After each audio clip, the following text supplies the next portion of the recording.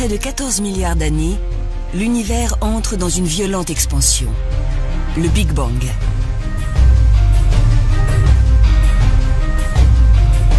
Le temps, l'espace, la matière et l'énergie surgissent du néant.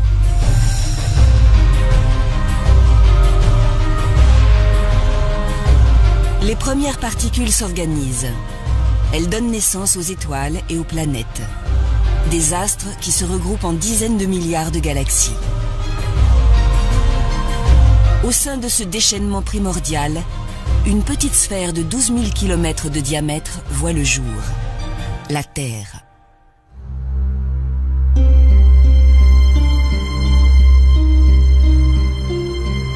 Elle tourne à 150 millions de kilomètres de son étoile. Juste la bonne distance pour qu'il ne fasse ni trop chaud, ni trop froid. Ici, la vie trouve des conditions favorables pour se développer. En 4 milliards d'années, les océans, les terres et le ciel ont été colonisés. L'homme apparaît il y a seulement quelques millions d'années. Son intelligence lui a permis de s'adapter rapidement au monde qui l'entourait et petit à petit, il a assis son emprise sur la planète entière. Aujourd'hui, nous sommes plus de 7 milliards. Nous construisons toujours plus haut, nous voyageons toujours plus vite et nous communiquons instantanément partout à travers le globe. Nous maîtrisons la matière, l'énergie et même les mystères de la vie. Pourtant, nous restons bien vulnérables face à la puissance de la nature. Par hasard, une succession d'événements a abouti au monde tel que nous le connaissons. Par hasard aussi, ces phénomènes pourraient l'anéantir à jamais.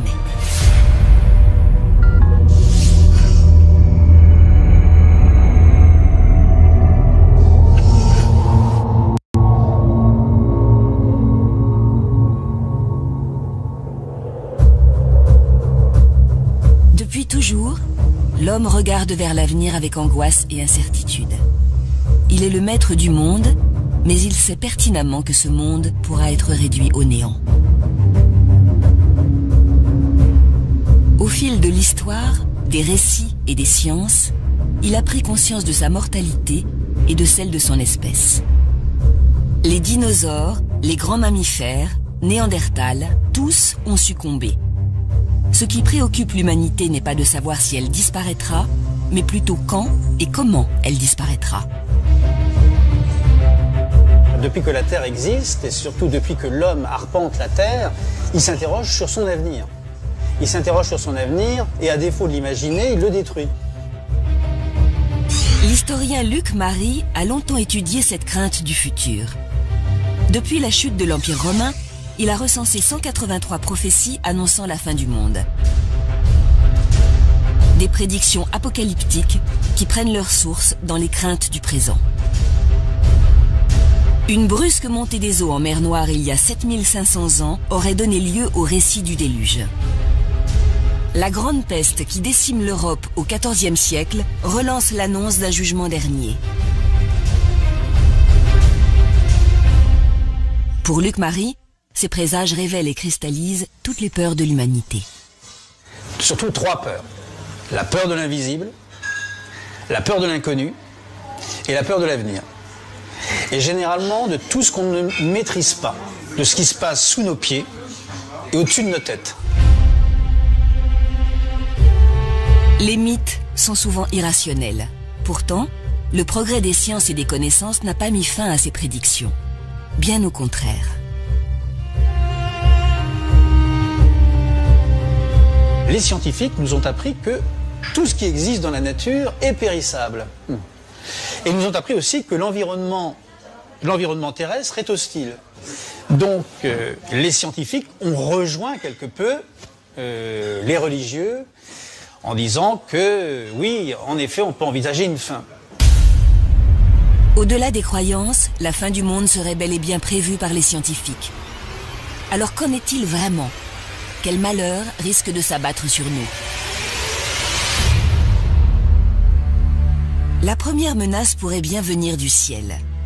Méconnu et inaccessible, il fut la scène privilégiée des prophéties au cours de l'histoire. On pensait que le ciel était intangible, que les astres étaient immuables. Alors dès qu'on voyait quelque chose bouger, on se demandait ce que ça voulait dire. Une nouvelle étoile dans le ciel, c'était l'annonce d'une future catastrophe. Au centre du ciel, le soleil radieux était honoré par les civilisations anciennes, il était observé, ses mouvements étaient répertoriés dans les premiers calendriers. Mais ses secrets demeuraient encore impénétrables. Le soleil, à ce moment-là, fascinait complètement toutes les religions, enfin de la religion des Mayas aux Égyptiens en passant par les Romains. Les Romains, par exemple, consacraient un jour au soleil, c'était le 25 décembre. Le 25 décembre, c'était le Sol Invictus, le jour du Sol Invictus, du soleil invaincu. Le soleil aussi, chez les Mayas, on lui offrait des sacrifices humains, qui plus est, pour mieux régénérer le soleil, avec le sang des victimes des sacrifices. Et ce soleil, donc, a complètement fasciné, à défaut de le comprendre, on l'a vénéré. Ces croyances ont beau avoir disparu, le soleil continue de dominer nos vies, beaucoup plus qu'on ne peut l'imaginer.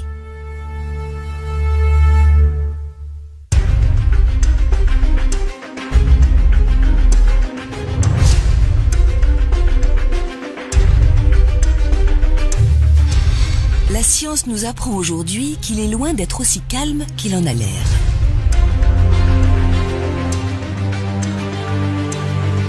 Gigantesque boule de gaz 1 million de fois plus grosse que la Terre, le Soleil subit en effet des phénomènes d'une violence extrême. Dans son noyau se produisent en permanence des réactions nucléaires qui transforment l'hydrogène en hélium. La température y atteint 15 millions de degrés et l'énergie dégagée est phénoménale.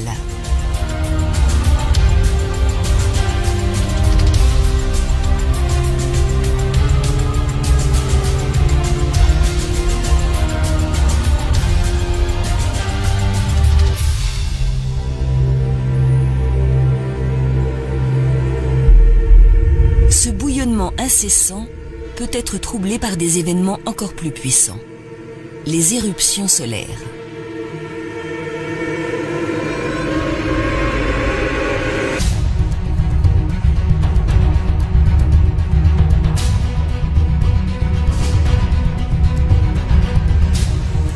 De véritables tempêtes qui projettent de la matière jusqu'aux confins du système solaire et peuvent mettre en péril toute notre civilisation.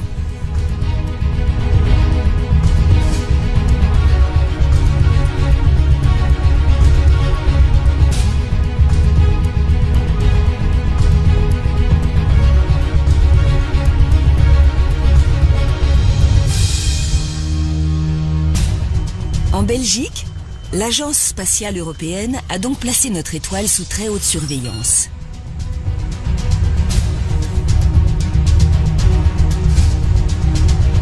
L'objectif, comprendre comment naissent ces gigantesques explosions et surtout tenter de les anticiper.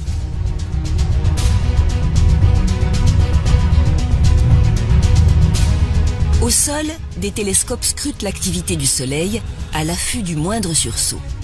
Plus haut, dans l'espace, là où l'atmosphère n'embarrasse plus les instruments, des satellites détectent, filment et enregistrent chacune de ces irrégularités, 24 heures sur 24. Juha-Pekka Luntama dirige ce vaste programme baptisé Space Weather. Il y a des anomalies magnétiques à la surface du Soleil. Le champ magnétique du Soleil est tordu à certains endroits qu'on appelle des taches solaires. Ces régions sombres à la surface du Soleil.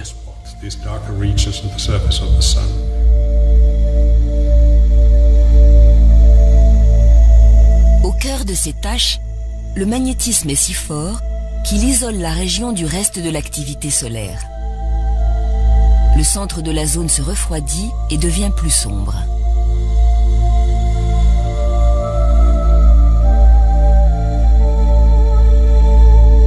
Certaines taches mesurent 10 fois le diamètre de la Terre, et c'est autour d'elles que les éruptions semblent prendre naissance. Le champ magnétique se déforme et se tord sur lui-même, créant des arches de matière gazeuse, des filaments qui peuvent se rompre à tout moment.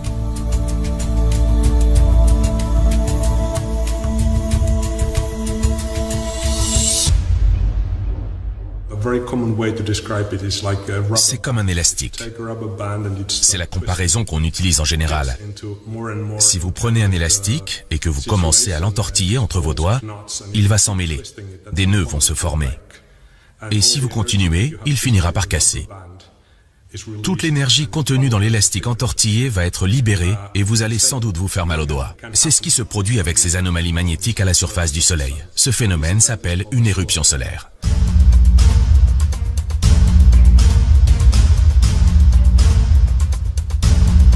L'énergie retenue par le champ magnétique est relâchée d'un coup. Le rayonnement émis équivaut à celui de plusieurs millions de bombes nucléaires. En parallèle, des milliards de tonnes de matière sont violemment projetées dans l'espace. Lorsqu'une telle éruption se produit en direction de la Terre, cette matière solaire fonce vers nous à une vitesse prodigieuse, plusieurs millions de kilomètres/heure.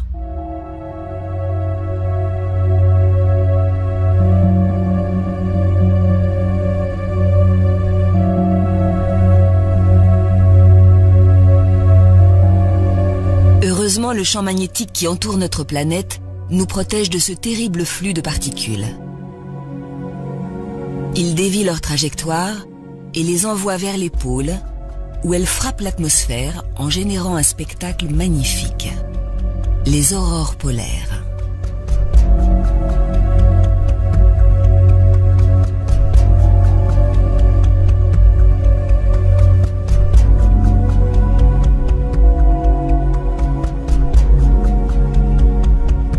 Mais des tempêtes solaires particulièrement violentes peuvent avoir d'autres conséquences, bien plus dévastatrices.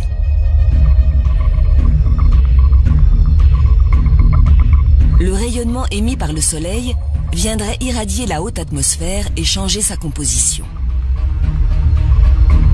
Les signaux émis par les satellites seraient perturbés et parfois même totalement rompus.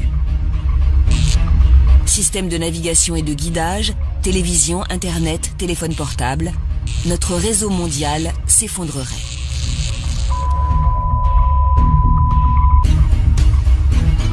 Et ce n'est pas tout. Le champ magnétique de la Terre ne jouerait plus totalement son rôle de bulle protectrice. En le percutant, les particules solaires interagissent avec lui et génèrent des courants électriques. Elles provoquent des orages magnétiques. Certains animaux vont remarquer ces tempêtes, notamment les oiseaux qui s'appuient sur le champ magnétique de la Terre pour leur migration. À cause de ces tempêtes, ces oiseaux seront momentanément désorientés. Mais le problème principal avec ce genre d'événement vient de la présence sur Terre d'infrastructures conductrices, comme les lignes à haute tension, surtout celles orientées nord-sud.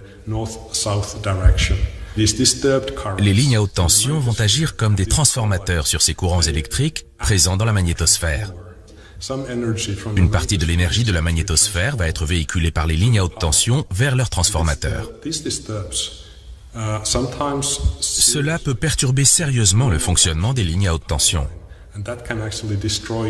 Ça peut aller jusqu'à détruire leurs transformateurs, et donc dans ces cas-là, c'est la panne de courant.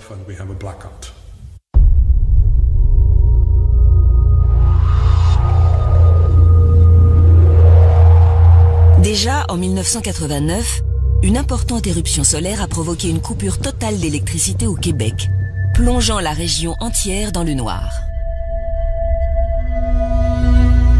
En 2003, le scénario s'est reproduit en Europe du Nord. Mais la tempête solaire la plus grave remonterait à 1859. Cette année-là, des aurores polaires sont visibles jusqu'à Cuba. L'orage magnétique associé aurait touché la quasi-totalité du globe, mettant les réseaux télégraphiques hors service. Si un tel événement se reproduisait aujourd'hui, le monde entier serait paralysé. Transport, télécommunications, éclairage, plus rien ne fonctionnerait. l'humanité devrait réapprendre à vivre sans électricité.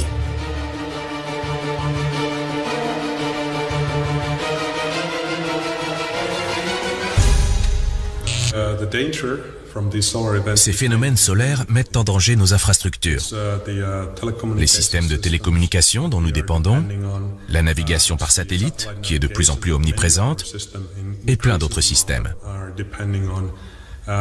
Sans oublier l'effet sur le réseau électrique. Une coupure de courant, ça a un impact majeur dans notre société actuelle. Selon les spécialistes, des éruptions de cette envergure se produisent tous les 100 à 500 ans à la surface du Soleil. La plus récente date de 150 ans. Le pire est donc à venir. Dans les prochaines décennies ou les prochains siècles, une éruption majeure aura forcément lieu. Elle réduira notre société interconnectée au chaos. Les colères du Soleil pourraient donc anéantir notre civilisation et renvoyer l'homme à l'aube de son existence. Serait-ce la fin du monde pour autant? Peut-être pas. Ou du moins pas tout de suite. L'astre qui nous réchauffe et nous éclaire depuis toujours n'est pas éternel. Âgé de 4,6 milliards d'années, le Soleil est déjà une étoile mature à l'échelle des temps de l'univers. Au fil de sa vie, sa luminosité n'a cessé d'augmenter. Il chauffe notre planète de plus en plus et continuera de le faire en vieillissant. Un cycle infernal va alors s'enclencher. Petit à petit, les océans seront vaporisés. Une fois dans l'atmosphère, l'eau gazeuse favorisera l'effet de serre et participera à son tour à l'augmentation de la température. D'ici 1 milliard d'années, notre atmosphère avoisinera les 400 degrés. L'eau aura disparu de la surface du globe. Transformée en véritable fournaise, la Terre deviendra inhabitable. Toutes les espèces s'éteindront alors une à une, des plantes aux mammifères, en passant par les dernières bactéries. Mais le Soleil n'aura pas encore dit son dernier mot. À un moment donné, dans 4 milliards d'années, le Soleil se dilatera. Il se transformera en géante rouge parce que la réaction de fusion sera plus forte que la gravité. Peu à peu, le Soleil va gonfler comme un ballon de baudruche. Il engloutira Mercure, puis Vénus, et s'arrêtera aux portes de notre planète. La température à la surface du globe se comptera alors en milliers de degrés, et la Terre finira par s'évaporer.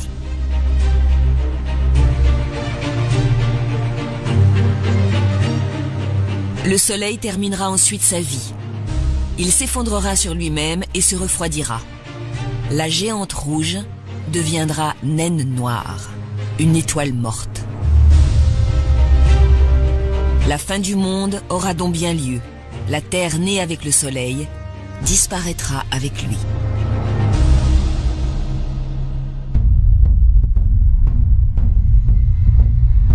L'Apocalypse viendra du ciel.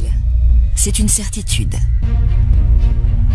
Mais certains prophètes l'envisagent autrement, plus brutal, et surtout, beaucoup plus tôt.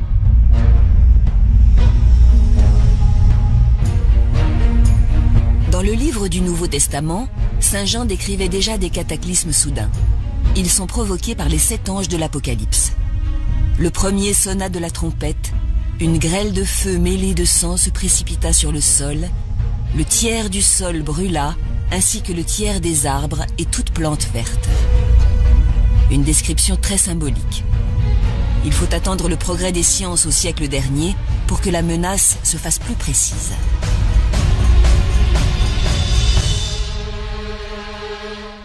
Au début du XXe siècle, il y a une fin du monde qui a été presque aussi médiatisée que celle de 2012. C'est celle du 18 mai 1910.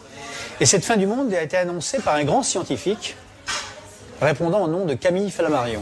Un astronome, s'il vous plaît. Camille Flammarion parle de la comète de Halley. Cette année-là, il nous dit la comète contient dans sa queue un gaz, le cyanogène, qui peut asphyxier la moitié de la Terre. Et finalement, la comète en question, elle est passée très loin de la Terre, elle était à peine visible à l'œil nu. Mais ça a été une peur panique dans le monde entier.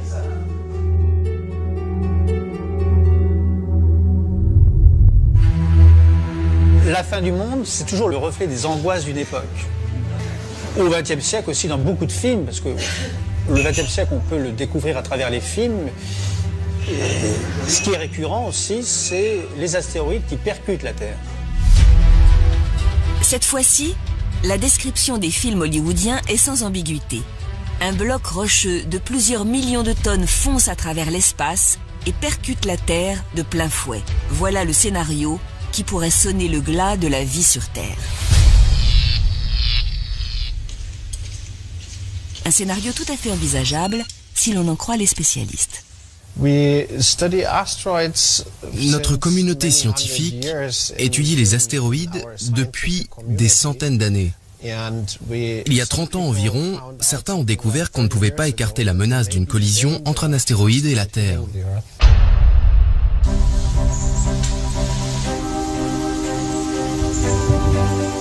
Detlef Kochny a commencé à s'intéresser aux astéroïdes en tant qu'amateur. Il observe le ciel depuis l'âge de 14 ans.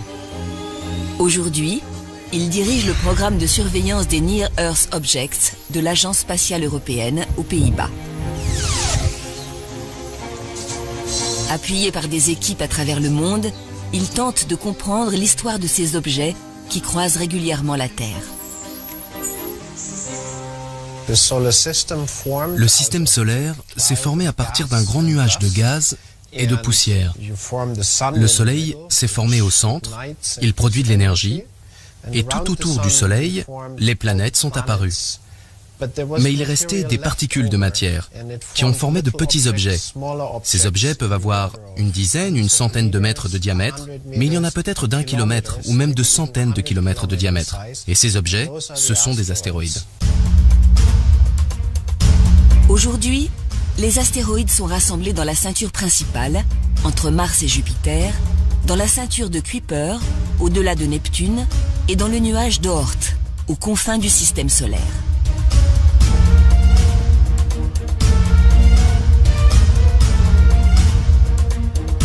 Mais ils ne restent pas toujours sagement regroupés dans ces zones. Certains sont parfois éjectés de leur orbite lors de violentes collisions. Ils errent alors dans le système solaire à quelques dizaines de milliers de kilomètres/heure et peuvent croiser l'orbite de la Terre à tout moment. Il devient impératif de les détecter et de connaître leur trajectoire pour anticiper une éventuelle collision.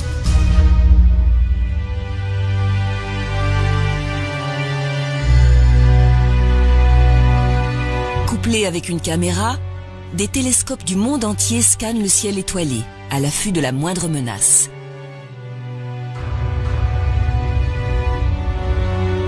Dès qu'un objet est repéré, il est passé au crible. L'imagerie infrarouge permet de déterminer sa chaleur et sa masse. Les radars affinent l'estimation de sa taille. D'autres techniques permettent de déduire sa composition, roche ou métal. Les ordinateurs prennent ensuite le relais. Ils calculent l'orbite et la dangerosité de l'objet à partir de toutes ces données. Mais l'équation est complexe. D'autant que la Terre joue elle aussi un rôle crucial dans la trajectoire des astéroïdes. Le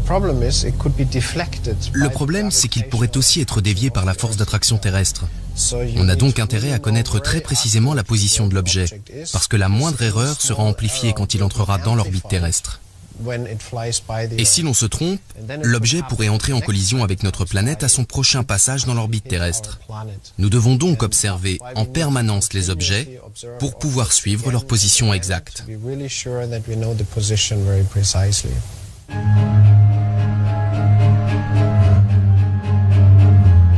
Malgré les calculs très précis des astrophysiciens, certains astéroïdes jouent des tours à la communauté scientifique. Ce fut le cas d'Apophis, qui défraya la chronique lors de sa découverte. Apophis a été découvert en 2004, juste avant Noël. Au départ, selon toute probabilité, il devait heurter la Terre en 2029. Mais en l'observant sur une longue durée, on a conclu que cette probabilité était bien moins grande que ce que l'on pensait, qu'elle était même très faible. Néanmoins, on s'est aussi aperçu que lorsqu'il croisera l'orbite terrestre en 2029, il passera à une distance telle qu'un impact n'est pas exclu à son prochain passage. Cette catastrophe pourrait maintenant se produire en 2036. Mais Apophis est loin d'être le seul à menacer notre planète. Les scientifiques ont dressé une liste des astéroïdes qui croiseront l'orbite de la Terre d'ici la fin du siècle. Ils sont environ 300 à pouvoir potentiellement nous heurter. Les plus petits mesurent une dizaine de mètres, les plus gros plusieurs centaines.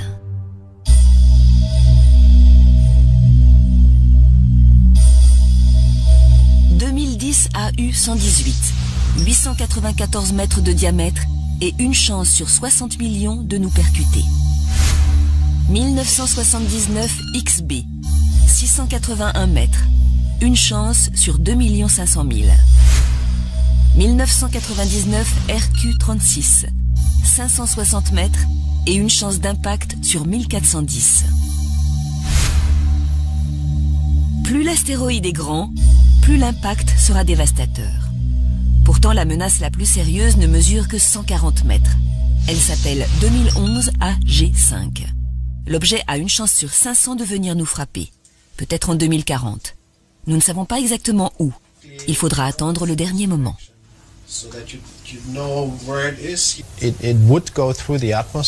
Il traverserait l'atmosphère, heurterait le sol et laisserait un cratère. Étant donné sa taille, les dégâts pourraient être régionaux, voire plus importants. Des dégâts régionaux, ça signifie qu'il serait capable de détruire une grande ville s'il tombait dessus. Et si c'est plus, il pourrait aller jusqu'à rayer de la carte un pays entier. 2011 AG5 n'est pas le plus gros astéroïde détecté par les astronomes. C'est surtout avec lui que l'impact est le plus probable. Mais la liste de 300 est loin d'être exhaustive. Les plus petits astéroïdes, ceux qui mesurent à peine quelques dizaines de mètres, sont extrêmement difficiles à détecter. Ils sont aussi beaucoup plus nombreux.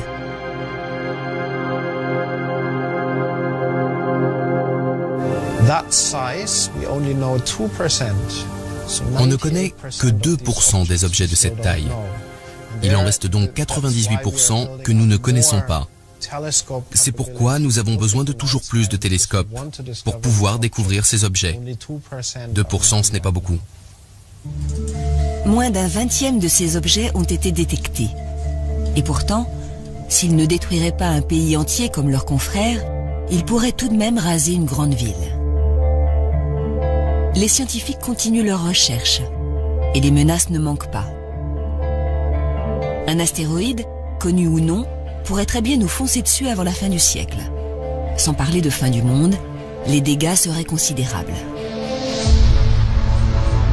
Des millions de personnes succomberaient.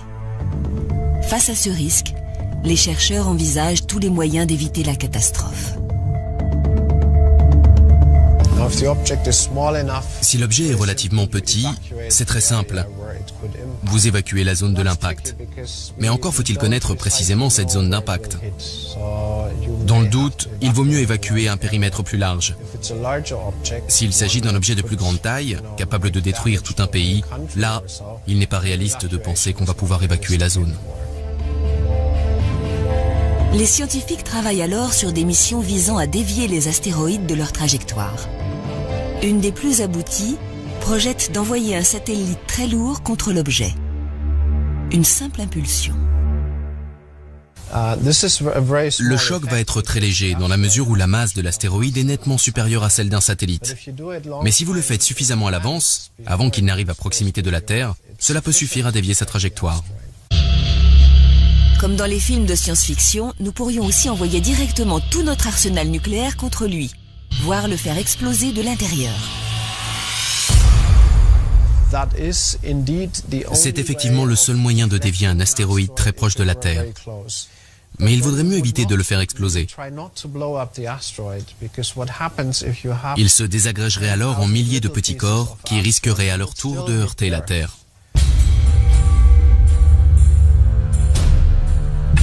Nous ferions donc exploser les têtes nucléaires juste à côté de l'astéroïde. L'énergie déployée permettrait peut-être de le dévier suffisamment, même au dernier moment. Ces solutions sauveraient un pays entier de la catastrophe, à condition de voir la menace venir.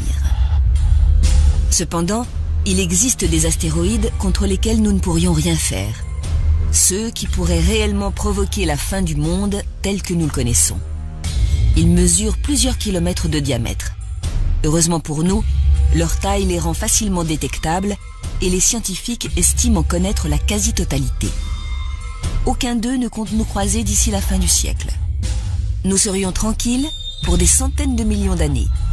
Pourtant, un tel cataclysme s'est déjà produit. Il serait même à l'origine de la fin des dinosaures. Vincent Courtillot est géophysicien et spécialiste des grandes extinctions d'espèces. On pense qu'un astéroïde de 10 km de diamètre est tombé sur la Terre, quelque part au Yucatan, au Mexique, il y a 65 millions d'années. Ce choc aurait provoqué un cratère de plus de 100 km de diamètre, de 40 km de profondeur au moment de l'impact. Il aurait vaporisé de la matière de la croûte qui avait été impactée par l'astéroïde.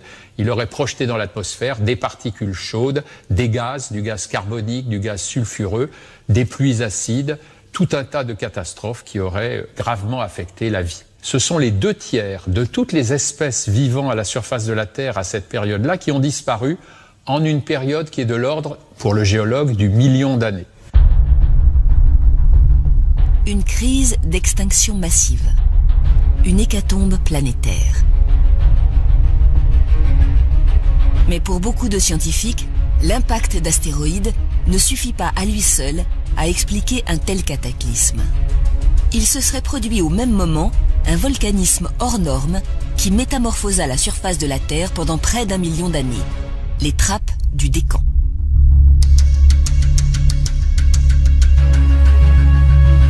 À 2900 km sous nos pieds, à la frontière entre le manteau de roche de la Terre et son noyau de fer liquide, de la chaleur s'est accumulée. Le noyau a chauffé le manteau et la matière est devenue plus légère, moins visqueuse. Une bulle de matière en fusion s'est formée. Un panache qui est remonté lentement, centimètre après centimètre. Des millions de kilomètres cubes de matière volcanique arrivent maintenant sous la croûte terrestre, à quelques centaines de kilomètres sous nos pieds. La croûte est chauffée et le panache finit par la fissurer. Des coulées de lave gigantesques jaillissent du sol. Le panache se vide à la surface par à-coups. À chaque coulée, c'est plus de 10 000 km3 de magma qui se répandent. Cette matière volcanique s'accompagne d'émissions de gaz considérables et d'éjections de poussière qui viennent envahir l'atmosphère. Alors, est-ce que ça ne serait pas le gaz de ces volcans qui aurait empuanti l'atmosphère, empoisonné l'atmosphère et conduit aux extinctions d'espèces? Un tel chaos est difficile à imaginer. Même le pire volcanisme auquel l'homme ait eu affaire n'a rien de comparable avec ce phénomène.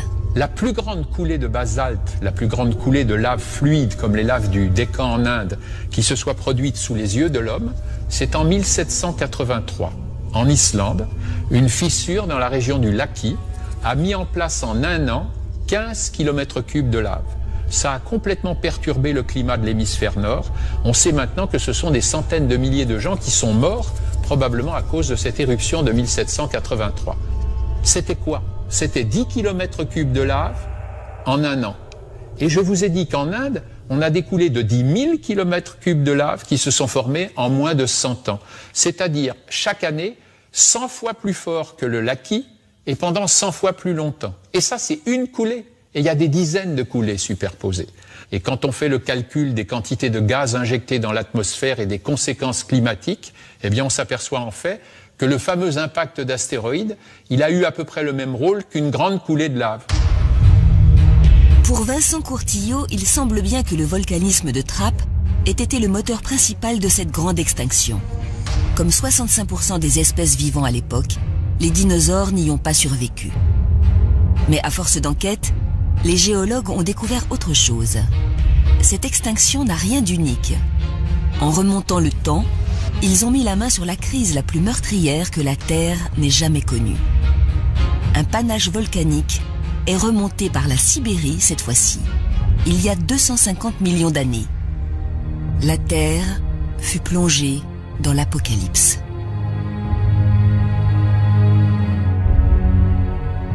On pense par des calculs statistiques que c'est 99% de tout ce qui vivait sur Terre qui a disparu en moins d'1 million d'années.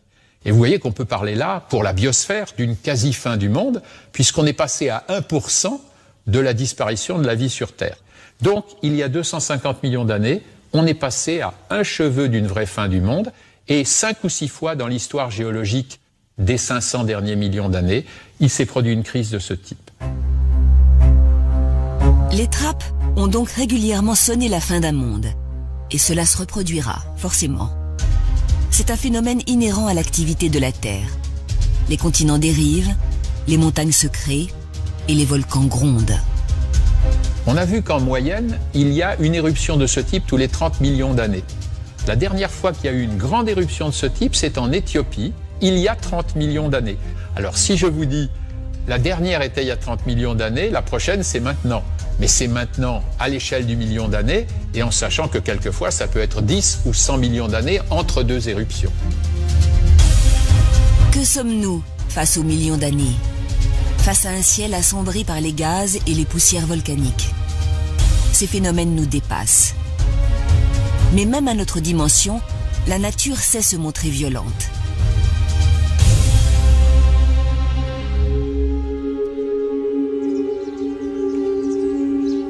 En l'an 79, les habitants des cités de Pompéi et d'Herculanum découvrent la colère du Vésuve. Des milliers de personnes périssent sous un nuage de cendres. Les chrétiens de l'époque y voient un signe de la fin de l'Empire romain.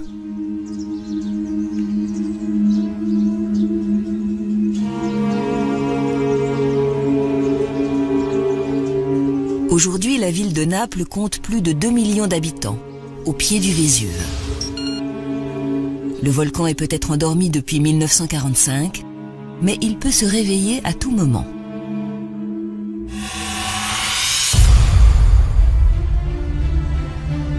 Et il n'est pas le seul à menacer l'agglomération napolitaine. De l'autre côté de la baie se trouvent les champs Flégréens. Une caldeira, un vaste cratère d'une dizaine de kilomètres, à l'intérieur duquel vivent 200 000 personnes. Moins connu, ce volcan est au moins aussi dangereux que son voisin. Il y a 35 000 ans, il démontra son potentiel destructeur en éjectant plus de 150 km3 de matière volcanique, 50 fois plus que le Vésuve lors de la destruction de Pompéi. Depuis 500 ans, les scientifiques croyaient les champs Flégréens plus sages. Mais il y a 30 ans, le sol est remonté de plus de 3 mètres. Ce mouvement s'est accompagné d'une dizaine de milliers de séismes en l'espace de seulement 2 ans. Aldo Zollo, sismologue, a mené l'enquête.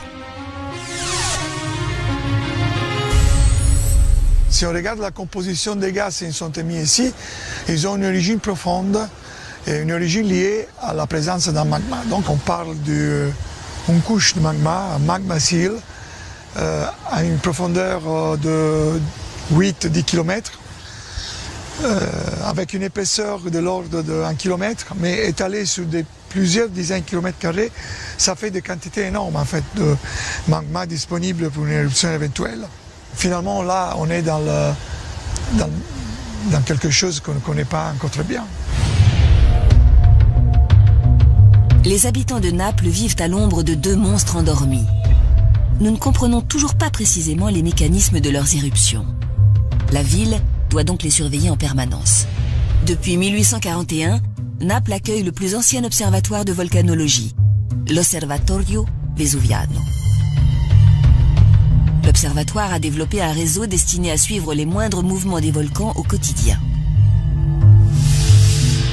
On a bien sûr la sismologie, donc les réseaux sismiques pour détecter les sismes.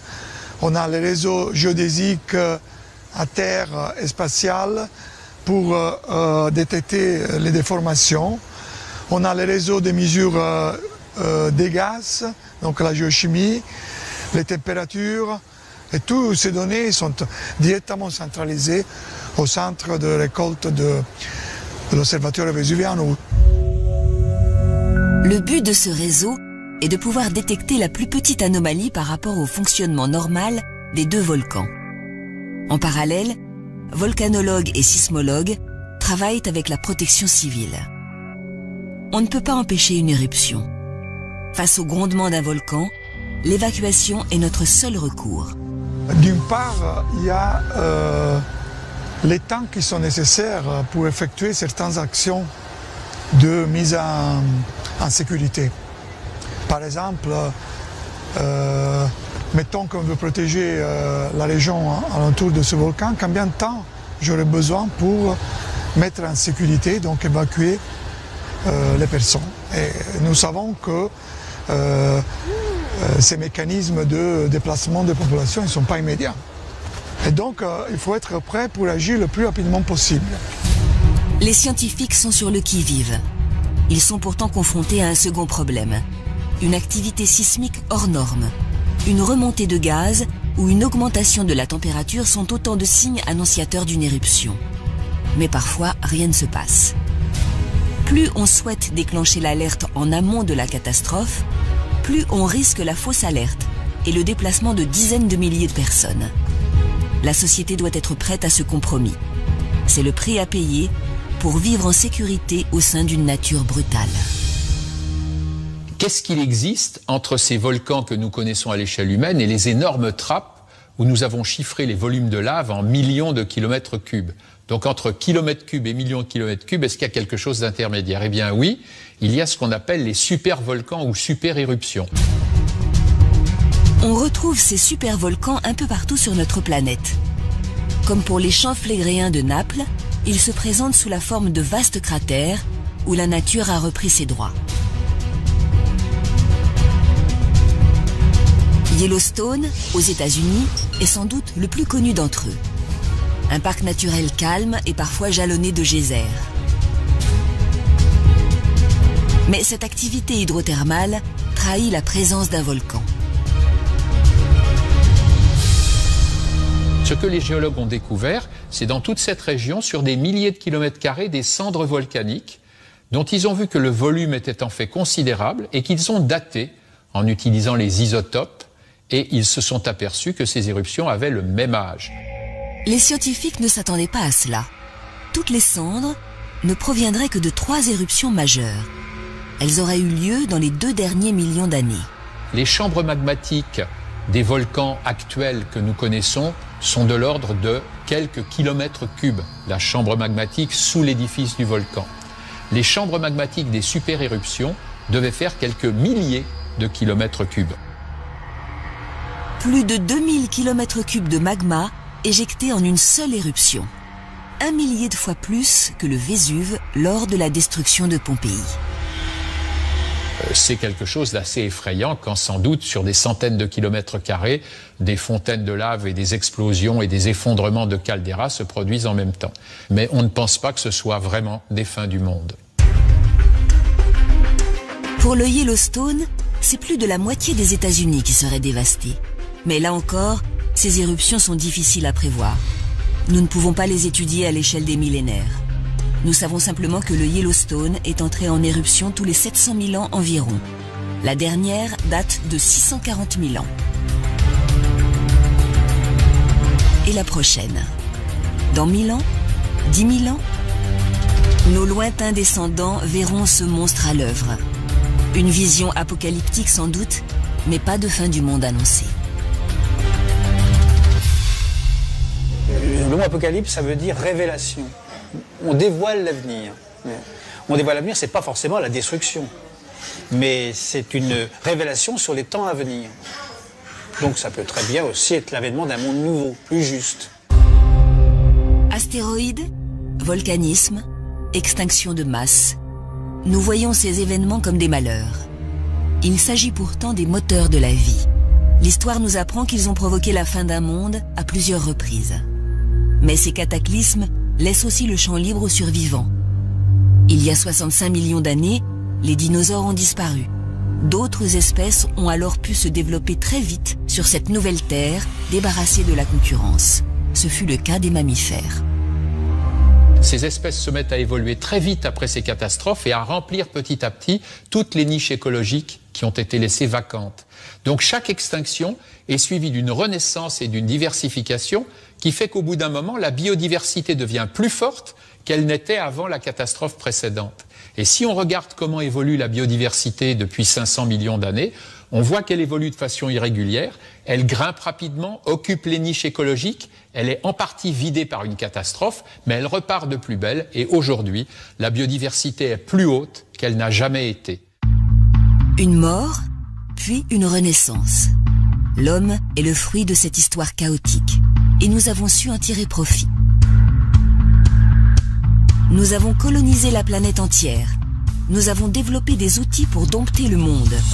En fin de compte, nous ne sommes plus si petits face à la nature.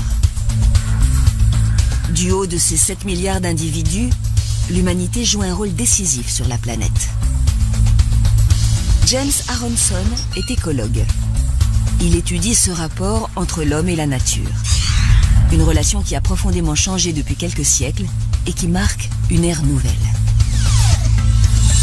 On appelle cette ère l'Anthropocène, savoir l'ère géologique dominée par l'homme, où l'homme est l'espèce dominante, non seulement de la Terre, mais aussi de la biosphère.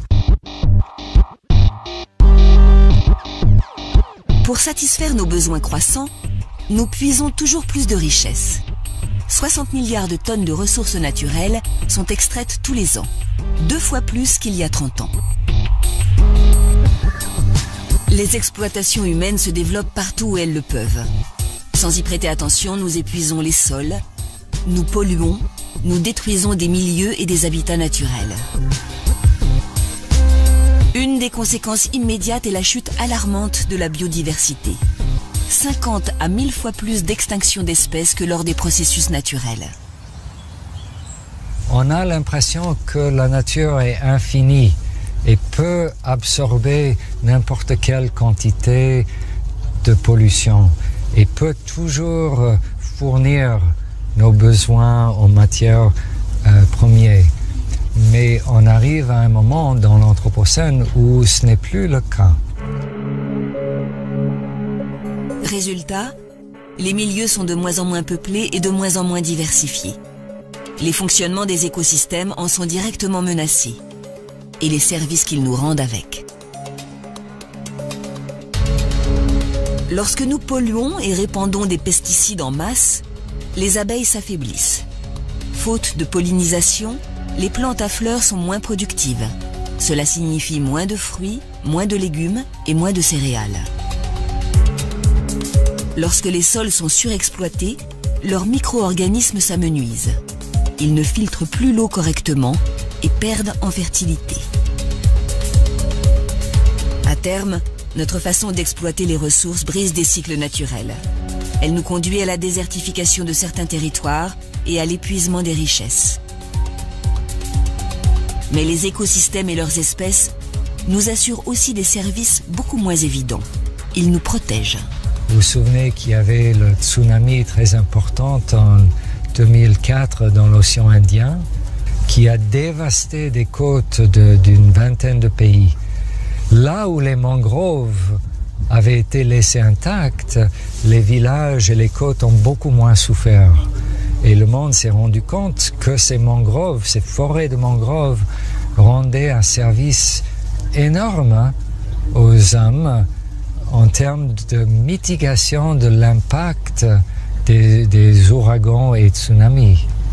Là où les mangroves avaient été éliminés pour faire place à un élevage de crevettes, c'est le cas classique, le tsunami a dévasté 10 fois plus que là où les mangroves étaient intactes.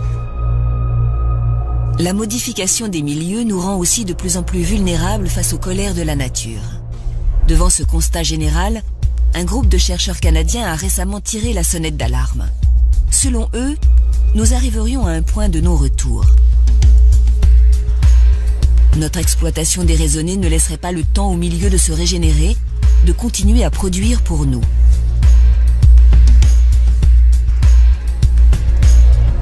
Il arrivera un jour où nous ne pourrons plus rien tirer de la nature, et il sera trop tard pour faire marche arrière. Sans ressources et sans protection naturelle, l'humanité sera affamée, assoiffée et démunie. Ces scientifiques prévoient le drame pour la fin du siècle, c'est-à-dire demain, à l'échelle des temps géologiques. Ce qui est sûr, c'est que nous sommes en train nous-mêmes de bouffer notre capital naturel et de vivre de ce capital. De ce fait, nous dégradons notre propre qualité de vie, notre capacité de réagir aux changements globaux et à notre bien-être, tout simplement. Si tout le monde vivait comme un Européen, aujourd'hui, tous les êtres vivants aujourd'hui, il nous faudrait 2 terres. Si tout le monde vivait comme les Américains moyens, il nous faudrait 3 terres. Changer de cap devient une nécessité. Nous nous sommes donné les moyens de dépasser la nature, il faut en être conscient. La recherche lance des pistes pour rétablir les milieux que nous avons surexploités et pour réétudier notre manière d'utiliser les richesses qu'il reste. James Aronson travaille à la restauration de ce capital naturel. En Méditerranée, des écologues tentent de repeupler les fonds marins. Dans certaines régions d'Afrique, l'agriculture est repensée. Un peu partout dans le monde, des projets fleurissent pour éviter que l'homme ne provoque à son tour la fin d'un monde, le sien.